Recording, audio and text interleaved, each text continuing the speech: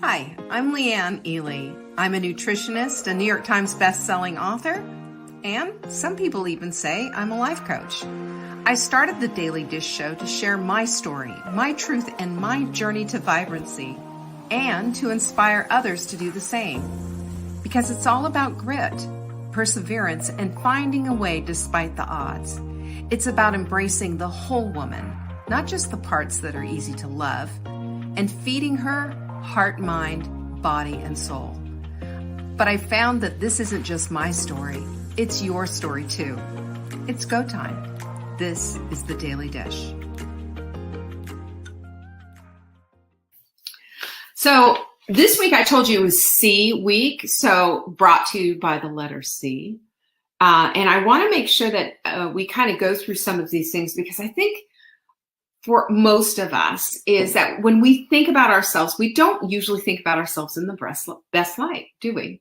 We don't usually think about ourselves as competent. We just don't wake up and say, I'm feeling very competent today, do we? Or do we feel certain different things? We have clouds, some of us do. We have clouds, some of us do, on the hanging over our heads. We're a little Eeyore-ish that way. And I feel like if we make statements and start bringing in words that maybe we're not used to using all the time, we can see how they sort of fit into our lives, and we can start sliding them in, because it helps to build up the good parts of this, of what we want to be focused on anyway. We all have flaws. We all have things that we have blind eyes to as well. That's unfortunately the way that all rolls. But when I look at when I look at myself, or I look at friends or different things, I see strengths, the strengths that I see. I can tell you, like, for example, with Marla, I'll tell you some of her strengths. She has a way to cut to the chase, and to really see and know. She said, hey, you should do this, or you should do, and she has accurately pinpointed things in my own business that I couldn't have seen before. Like, I was just like, oh my gosh, that's genius. Thank you. I wasn't even looking at that. But that's what friends do. They reflect off of each other, and they say, hey, I see something here, or I see the potential for this or the potential for that. But that's how it works when we make a decision about our lives, that we are open and that we need and we want, for example, commitment, competency, cogent thinking. All of these things help to line us up and bring us into the place of hot desire for that, because this all leads to a vibrant life, and giving you the opportunity to start shifting a little bit on your thinking and adding some new things in, and maybe getting rid of a few things. That's why we're doing this week, because I think it's fabulous. And I think the word commitment quite often is just used flippantly.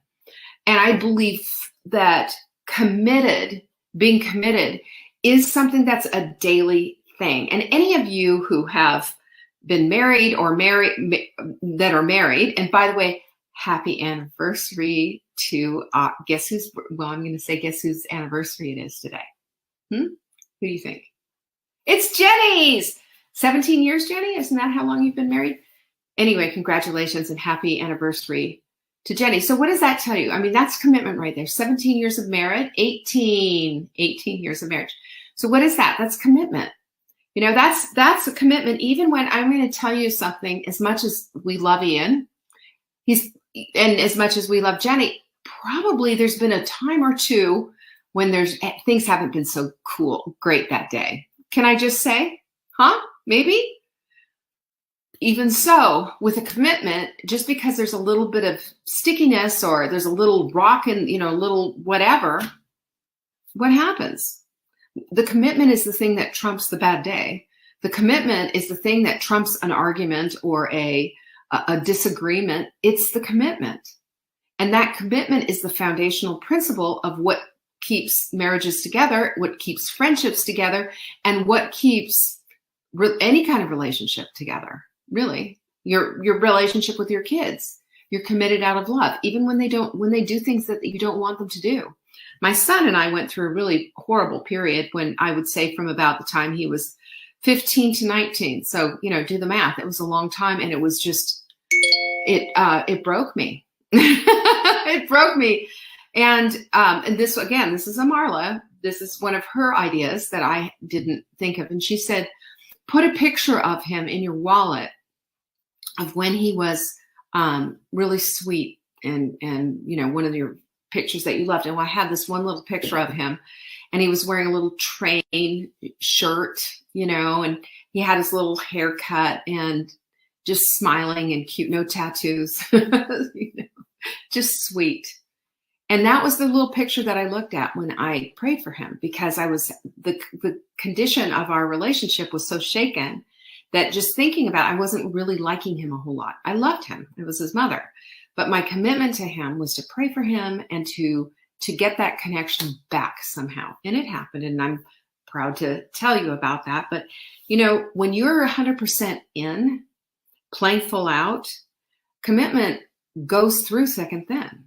Commitment doesn't just do things because you want, commitment creates the necessity to do things that you don't want to do sometimes. Watch a gross action movie or, whatever it is.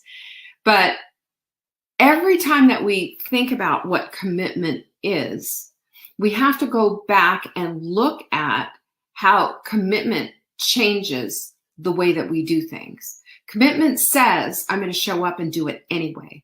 Commitment says that it's hard as heck right now, but my commitment is this. Commitment tells us what we're made out of. And commitment is everything. And when we're there, when we're playing full out, then we get to step into a deeper sense of ourselves. It is our higher self, because it's a commitment also that we've made to God when we are committed. Committed. And I think there's several things that need to go into this. And I'm going to go, just kind of walk through them a little bit for you. And one thing is that when we're doing something like this challenge, the Hot Melt 30, as you're going to find out about that, the Hot Melt 30 is a commitment to 30 days of sprinting and adding a few other things in there just so that you can get into the weeds of really what you're about. So that you can get in there and you can see that you are so much stronger than you think you are, that you have so much more strength than you think you do, that it's all there, that it's already there. And this is just kind of a tool to help show that. So one of the things that we're going to do in the Hot Melt 30, for example, is announce that we're in the Hot Melt 30. And you're going to see in the Hot Melt 30, in the Hot Melt Sprint group, people hashtagging Hot Melt 30. Why? Because they're showing up, because that's part of the whole thing. They're being accountable. And that's the whole thing. You announce and you account. Those two things. Because when we're doing that, we're underscoring a commitment. We're underscoring where it is that we fit on that continuum, that we're making a choice to be committed and to go all the way. And when we're doing that, now we've got people looking at us and saying, okay, you're a part of that. Darla just said commitment trumps fleeting feelings. It absolutely does. And fleeting feelings happen to us, not just in relationships, but they happen to us with our workout commitment. I mean, that's an easy one, right? Or how we've committed to eating. Have you noticed that? Have you noticed that? I mean, you can just kind of go up there and just look at the peanut butter in the refrigerator and go, that wouldn't be so bad. But is that part of your commitment? Is it, detouring away from your commitment? It sure it is. Sure is. And then the other thing about commitment is that you are walking your talk. You're not just talking about it. You have to. Otherwise, the commitment is nothing. The commitment means zero. Commitment always walks its talk. The other thing is, number 4, I guess this is that when we're committed, we need to expect that excellence is going to show up, because we're going to do things excellently.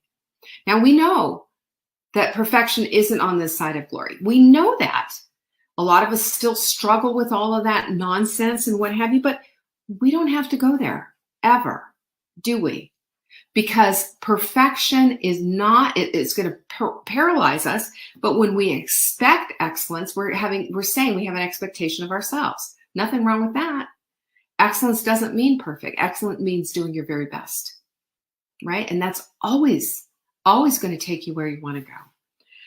And the last one is, second to the last one is keep your promises to yourself by signing a commitment contract. We have the commitment contract as an unannounced bonus coming with the Hot Melt 30.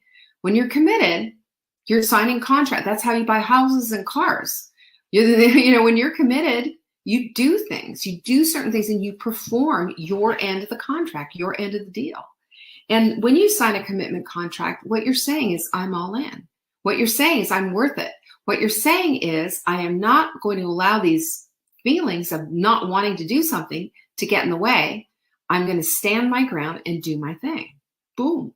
There you go. And then the last one is that with commitment, we persist. We don't resist this whole idea and say, I just don't, oh no, it's too hard. We don't do that. We just dig in, and that's not perfect. That's just, you know what that is? It's just persistency. And have you noticed that when you are persistent and you're consistent, another C word, what does that get you? Results. And that's what we're about. So committed, you're 100% in, and you're playing full out. Pinkies up.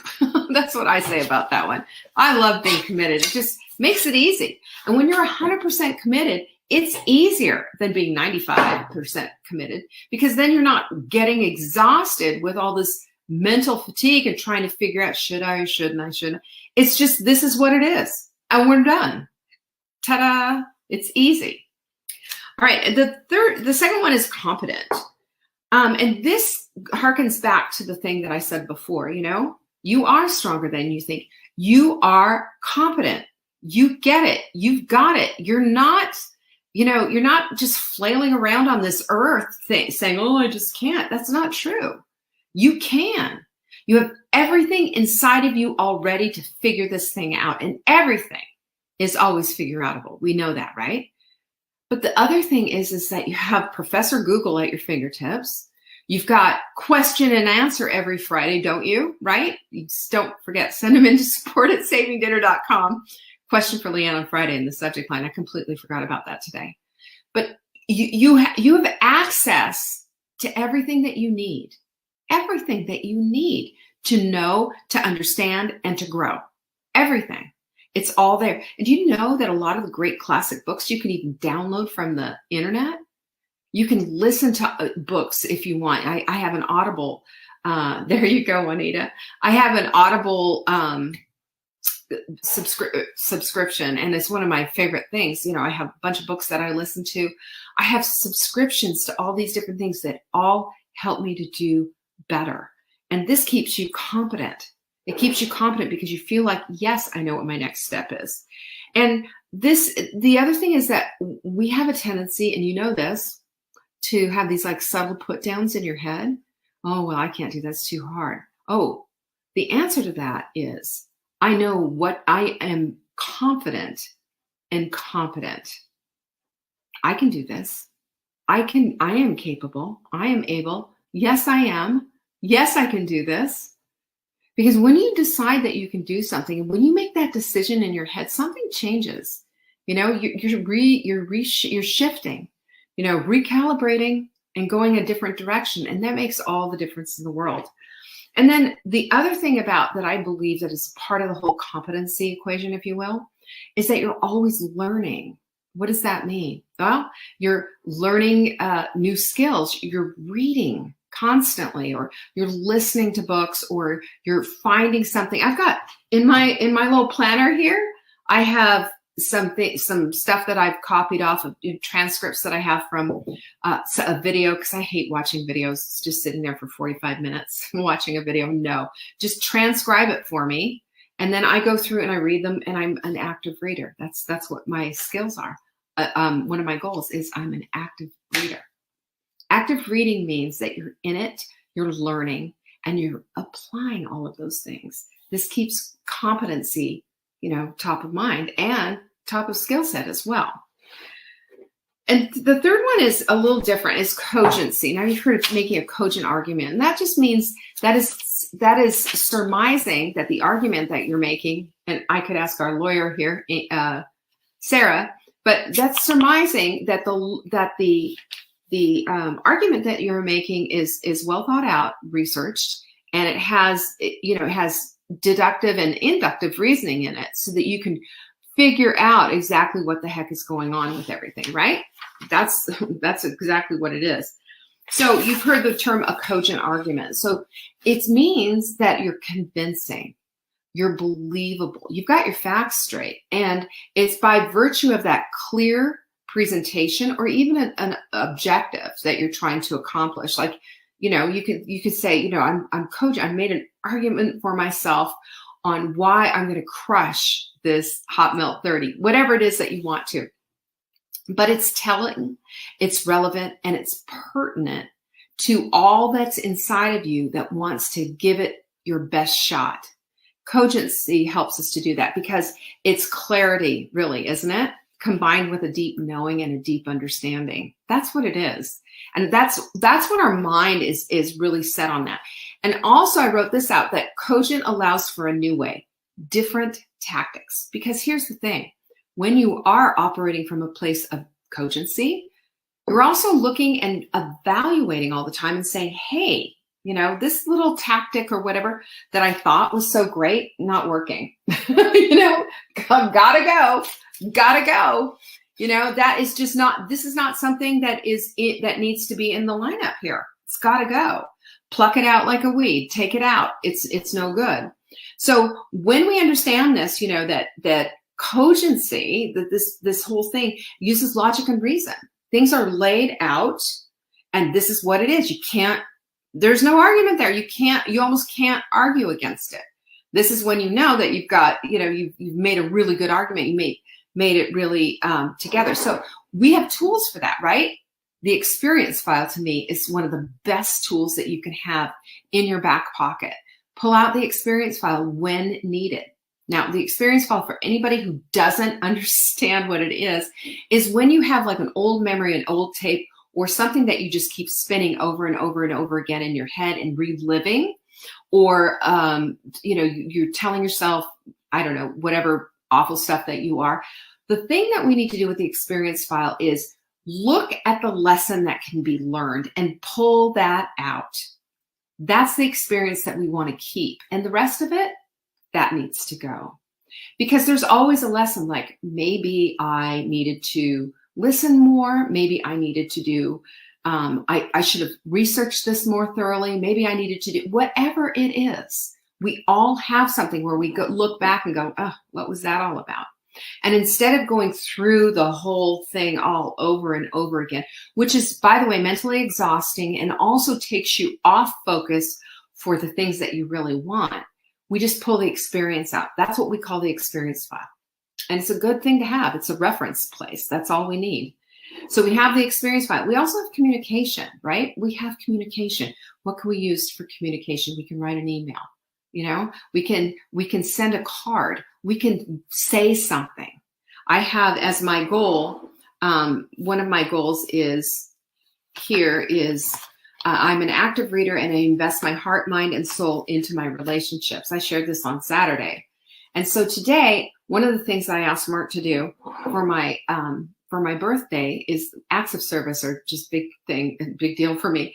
He put up a little rack that has all my little bands on it I have this itsy bitsy gym. And then he also put together a weight rack for all my weights. As I've graduated and gotten heavier, they were all over the floor and there's just not enough room for that. So I got my rack and he put it all together. And then we got busy and everything. And it just dawned on me today, he did this for me. And I said, hey, honey. And he said, yeah. And I said, I just wanted to say thank you. I really appreciate that you put that rack up on the wall and that you, put my weight thing together. I just really appreciate that. Now it was a gift, of course. And, he came over to me and he gave me a big hug and a kiss. And he said, I just appreciate that you're the type of woman that you are. Who knew, right? How about that? You see how that just fed? That was a connection. That was a relationship builder right there. And it was because I wrote this out this morning. It was a reminder. This is who I am and this is who I need to be. And your communication skills need to speak up. Sometimes not so pretty in this kind of a thing. Maybe it's not a relationship builder. Maybe it's something to clarify something. Maybe you have to say something to your doctor, step up and say something. I'm not really pleased with the way we're going with this whole thing. I've brought these things in and you're not listening to me. Or saying to your spouse, hey, it's never okay to raise your voice to me, in a kind way. But whatever it is, you have a voice in your life. And that's what cogency is. That means that you have a logical, good, sound, intellectual, smart voice in your life that needs to be heard. You weren't put here on this on this earth to sit cowering in a corner and not saying anything. Sometimes, and there's always the times when someone just doesn't want to hear what you have to say. That doesn't mean you shut up. That means you still speak your truth. We have to. That's what this is about, And then there's strong critical thinking involved. Take a look at what the situation is. Deconstruct it, reverse engineer it, whatever it is that you need to do. But for heaven's sakes, connect the dots. One of my pet peeves is I hate the isms. Two isms that I really despise right now is ageism. By the way, amen to that, ladies. Come on. And I also this sexism in the way that we speak about people and the way we think that, oh, well, women are just so much more emotional. Oh, well, women don't think like that. Women aren't logical. Baloney. We all are. We are human beings and we all have certain strengths in communication. Maybe we aren't as logical as we maybe need to be because we have stepped out of this crazy making thing that we have going on. But you know what? It doesn't need to be that way. It just really doesn't. Because when we step into this strong connection to competency, which is what this is, and we're cogent in our arguments, then we're just bring out the evidence to support the things that you want and the things that you need to speak about. No one should ever be cowering in the corner, afraid to speak up for themselves, ever, And you know what? Sometimes people want to hear it. Sometimes they don't. I get that. But the fact is that we don't cower. Cowering's just wrong. Cowering, what does that say? What does that say? When we cower, it's saying that we have no power. When we cower and we walk away and we're biting our tongues, and listen, there's time to bite the tongue, right? But there's a time to speak up. That's having a voice in your life. And having a voice in your life is everything because it allows you to be committed. I have a voice in my life. I'm committed to this thing. You spoke up for this commitment. You laid it out. You've got a community who's a witness to this whole thing. And your competency shows up because you're showing up. It's true. Just do it. Maybe you feel a little sketchy. Maybe you feel a little inexperienced, but that doesn't mean you're incompetent. Just show up. Just do. And become the woman that you're supposed to be. That's how we do it. And then the last thing is being cogent. Logic is part of the brain's experience. It's not just for men or a few smart women out there or whatever. We all have these abilities. We just need to develop them. And we need to stand the course because the course is what's going to take us from the start to finish. And man, I don't know about you, but when I'm dead and buried and seeing God up there, St. Peter at the gate, I don't know how that whole thing's going to work, honestly. I haven't spent a whole lot of time worrying about the details. But when I get there, I'm going to just say, hey, God, I left it all out on the dance floor, all of it. Because I want to hear good, well done, my good and faithful servant. How do you do that? You can't do that by bearing your talents. You do it by being a part of. Have a voice. No more cowering. No more being small. No more saying I can't. No more incompetency. You have competence galore. Everything is inside of you. It's time to step into the life you want to lead. You can't do it. You can't get vibrancy just simply by sitting there by the sidelines with your arms folded and not saying a word. It doesn't happen like that. It happens because you create it and you make it happen. So, as the creator of your own life, there's only one thing you can do. Commit. Commit. It's time to step into that vibrant life. You've got one and only life to live. On my my little calendar thing of the day, it says, decide you're unavailable to live your one and only life, treating your dreams like they're not as important as your fears. Your dreams, that they're not as important as your fears. Demand of yourself that you figure it out and make it happen. That's the whole thing, because what you focus on expands. What you dwell upon becomes your destiny. So if you're not going to focus on your dreams, but instead focus on your fears, that's the thing that you give an importance to, are your fears. And I say, no, not on my watch. It's time to step up into this glorious, vibrant life. That's all yours. It's there for the asking. It's your one and only life. It's your one shot. So what are you going to do? Anyway, I love you guys tremendously. I hope you're here for C Week.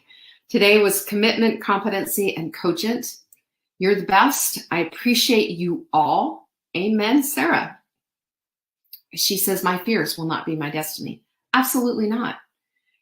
They might be bumps in the road or obstacles right now or whatever, but you have the power to get over them. You do. If they're there, they're yours and yours alone to conquer.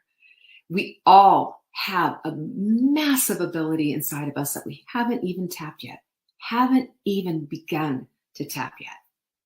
And that's what we're going to be doing starting June 1st to June 30th.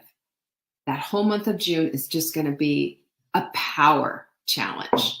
Check it out at savingdinner.com/30. That's 30, or you can write it out, whatever you want. But I'm going to tell you what, I'm all in. I'm committed. What about you? Peace be with you. I will see you tomorrow. Bye. Thank you for joining me today. You can find me on TikTok for daily tips to help support your most vibrant life. And remember, you are the author of your own story. Until next time.